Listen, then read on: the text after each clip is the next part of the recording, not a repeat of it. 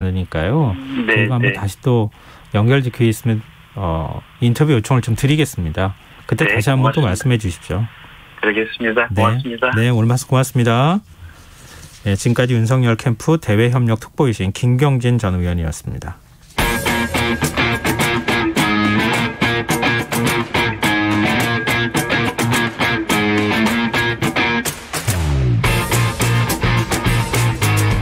경제정책부터 실물경제와 투자까지 어려운 경제 이야기 알기 쉽게 풀어보는 시간입니다. 박종훈의 경제한방, KBS 박종훈 기자 전화로 만나보겠습니다. 안녕하세요.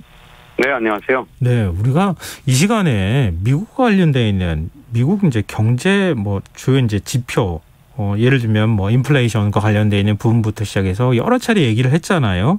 근데 또 네. 다시 또 미국 얘기를 하는 상황이 됐어요. 네. 근데 지난 3일 발표된 미국의 고용 지표가 예상보다 좋지 않은 것으로 나타났다고요? 네.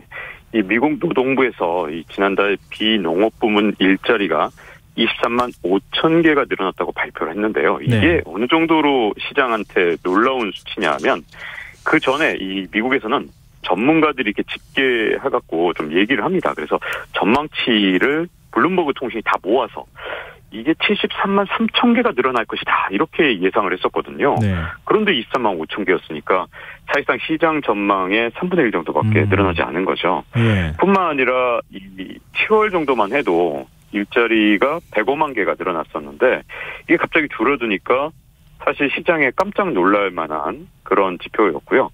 여기에 대해서 이제 CNBC 방송 같은 경우는 미국에서 이 커다란 실망이라고 논평을 했고 또 블룸버그 통신, 이 미국의 유명한 통신사죠. 여기서는 미국의 고용이 갑자기 저속 기여로 전환됐다. 이렇게 지적을 했습니다.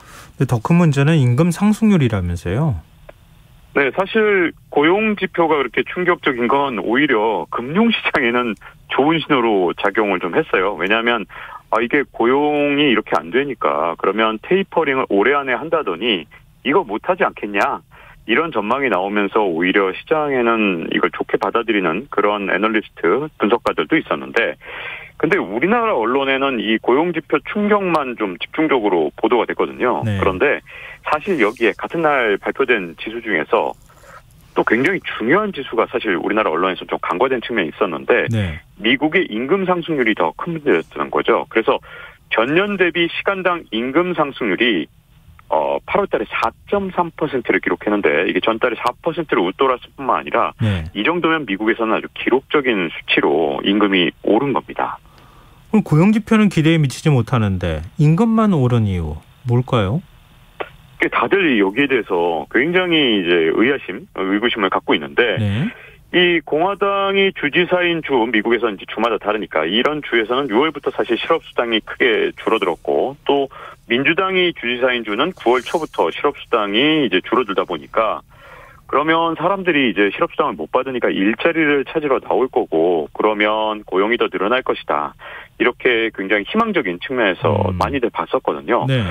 그런데 이게 고용은 늘어나지 않은 상태에서 임금만 늘어나니까 이제 여기에 대해서 해석이 분분한데 가장 유력한 해석은 임금이 워낙 가파르게 오르고 있으니까 미국에서는 계약하는 사람마다 다 임금이 다르잖아요. 그러다 보니까 조금 늦게 계약하면 더 임금을 많이 받을 것 같다라고 생각을 하다 보니 사람들이 좀 더 기다리자 이렇게 선택을 했고 그러다 보니 이게 지금 자칫하면 임금 상승이 지금 고착화되는 거 아니냐. 그리고 임금 상승이 계속되면 무슨 문제가 있냐면 임금이 오르고 물가가 오르고 다시 임금이 오르는 이 임금 상승이 가져오는 가장 큰 문제점이 이렇게 악성 인플레이션의 이 순환이 일어날 수 있거든요.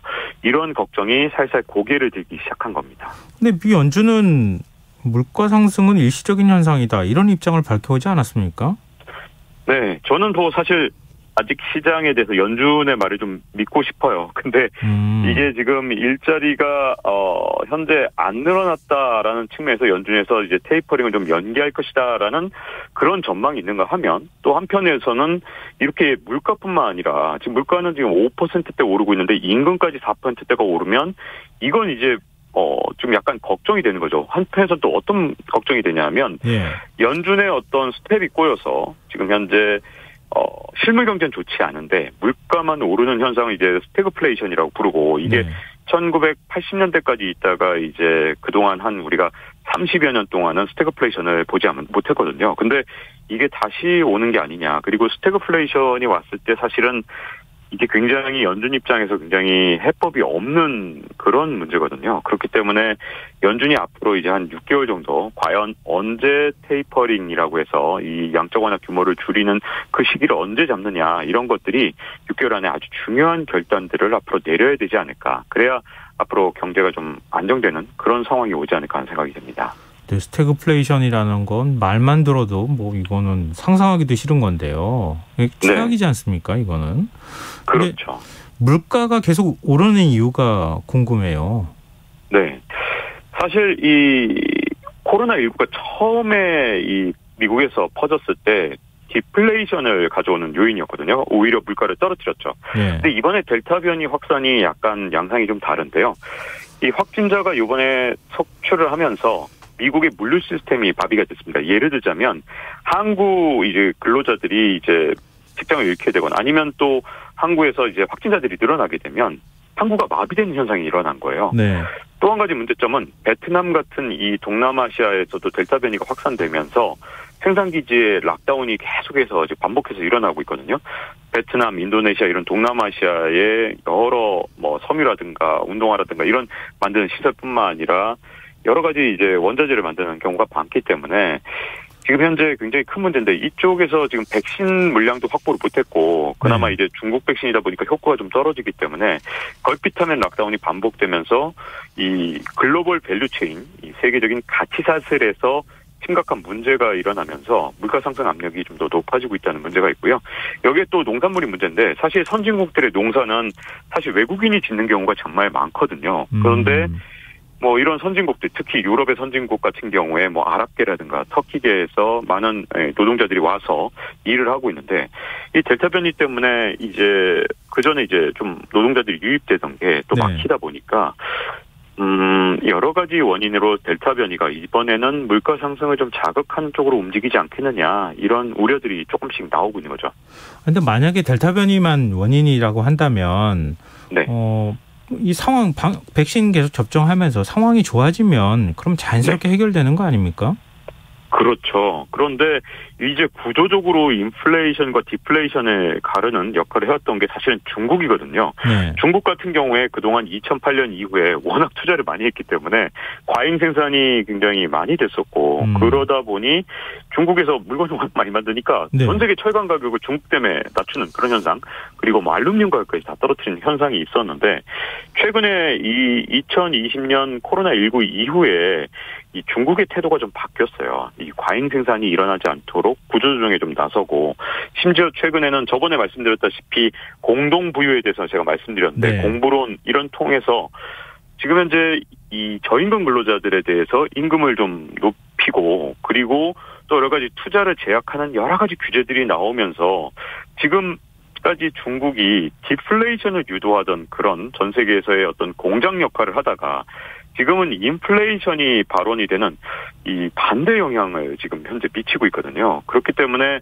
이 과거와 같이 디플레이션이 가속화되는 현상이 과연 구조화된 현상이 앞으로도 계속될 것이냐 아니면 중국이 인플레이션을 가속화시키는 새로운 변수로 떠오를 것이냐 지금 논쟁의 아주 초점이 중국에 맞춰지고 있는 그런 상황입니다. 인플레이션이 오면 어떻게 되는 겁니까? 이게 인플레이션을 무조건 이렇게 나쁘다고만 말할 수도 없는 거잖아요. 네, 맞습니다. 사실 우리 모두가 바라는 게 있죠. 적당한 인플레이션. 네. 그게 이제 뭐 연준에서는요. 그게 한 해 2%씩 올랐으면 좋겠다. 이렇게 항상 보고 있습니다. 그래서 물가가 아예 안 오르거나 또 혹은 물가가 떨어지는 게 경제에 훨씬 더 안 좋아요. 물론 우리가 이제 생활인으로서 살아갈 때는 물가가 오르면 당장 생활비 걱정 때문에 고민을 하시겠지만 기업 입장에서는 물가가 만약에 떨어지면 물건을 만들어놨는데 더 싸게 팔아야 되고 그렇게 되면 투자가 제때 이루어지지 않기 때문에 일자리가 크게 줄어듭니다. 그렇기 때문에 항상 일정한 정도의 임금 인상 그리고 일정한 정도의 물가 상승률 이게 좋은데 항상 2%로 보고 있죠. 그런데 문제점은 만약에 그게 만약에 문제가 있다고 밝혀지면 아마 그게 지금은 아니고요. 2022년 상반기가 지나갈 때까지 만약에 물가가 계속 오른다면 그때 문제가 될 텐데요. 그때 이제 경기 회복 속도하고 이제 테이퍼링 속도가 절묘하게 맞아떨어져야 주가도 계속 상승하고 자산 시장도 좋고 하겠지만 네. 만약에 물가가 먼저 올라버리면 그때는 어쩔 수 없이 테이퍼링 속도를 가속화하고 금리 인상 속도도 지금보다는 조금 더 빠르게 가져올 수밖에 없기 때문에 그러면 금융시장이 흔들릴 때 연준이 지금까지는 계속해서 구원투수 역할을 해왔잖아요. 근데 만약에 인플레이션 상황이 가속화되는 상황이 되면 그때는 연준이 주가가 떨어져도 쉽게 개입할 수 없는 상황이 오기 때문에 증시에 굉장히 불신을 줄 수 있습니다. 그 시기는 사실 22년 상반기 중에 인플레이션 수치가 어떻게 나오느냐가 굉장히 중요하기 때문에 앞으로 이제 연말까지 인플레이션과 그다음에 임금 상승률을 좀 주목해서 볼 필요가 있을 것 같습니다. 그러니까 저도 참 이게 인플레이션과 디플레이션이 어디까지 선을 조정하느냐, 이거 경제를 운영하는 데 있어서 굉장히 어려운 문제잖아요. 네. 말씀하신 것처럼 적당히 물가도 올라주고 적당히 임금도 올라주면서 선순환이 일어나면 그럼 오히려 네. 경제가 더 잘 돌아가는 건데 지금 어느 부분인가 덜컥거리기 시작하면 오히려 최악으로 떨어질 수도 있는 상황이다. 이런 걱정이 나온다는 거잖아요. 네네. 지금 사실 연준이 사실은 외줄타기처럼 잘해야 되거든요. 그래서 모든 세계의 어떤 금융 투자자들, 뭐 증시든 아니면 채권이든 투자한 모든 분들이 연준의 행보에 대해서 관심을 가질 수밖에 없는데요.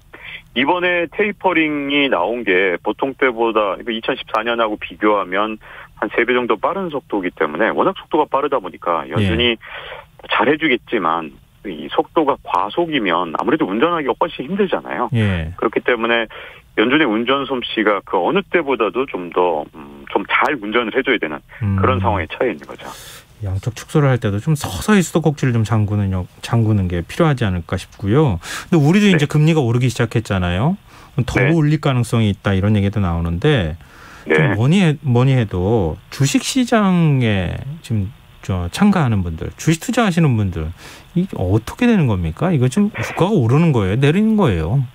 주가는 사실은 인플레이션에 앞으로 영향을 많이 받을 것 같은데요. 예. 지금 당장은 어쨌든 시장이 연준을 믿고 있습니다. 그리고 그 믿음은 적어도 내년 초까지는 좀 계속 될 것 같아요. 근데 연준이 말한 대로 이 인플레이션 상황이 일시적인 상황이 될 것이냐, 여기에 대해서 의구심을 갖는 사람들이 지금 늘어나고 있는 상황이기 때문에 지금 너무 연끌 투자를 새로 시작한다든가, 왜 영혼까지 끌어모은다 이런 표현까지 쓰잖아요.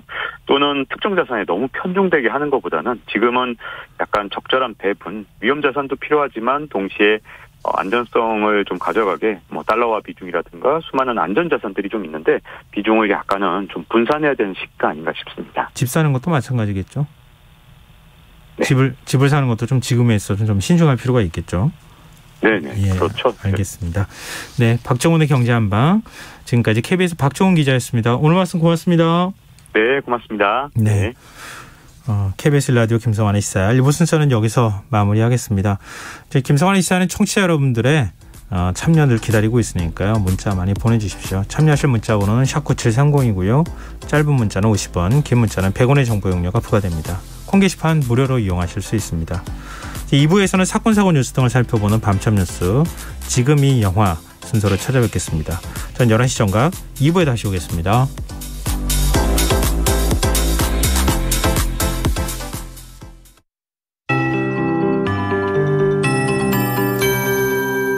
KBS 58분 날씨. 내일은 전국이 가끔 구름 많겠고 전라권과 경남권, 제주도는 흐리겠습니다. 내일 새벽 전라권과 제주도부터 비가 시작돼 아침에 경남 남해안으로 확대되겠고 오후에는 전라권과 경남 남해안에서 대부분 그치겠습니다.